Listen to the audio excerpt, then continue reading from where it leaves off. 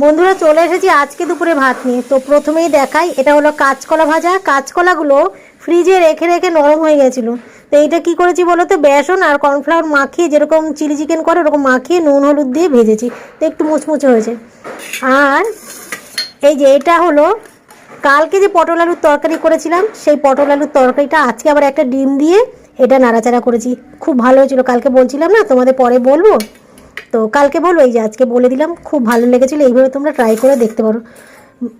আর আজকে যে main recipe সেটা হলো ঝিঙে দিয়ে আলু দিয়ে রাঁধুনি ফোড়ন দিয়ে পাতলা মতন ঝিঙে আলুর তরকারি বলতে পারো, রুই মাছ দিয়ে ঝিঙে আলুর তরকারি বলতে পারো, মাছের ঝোল আর কি।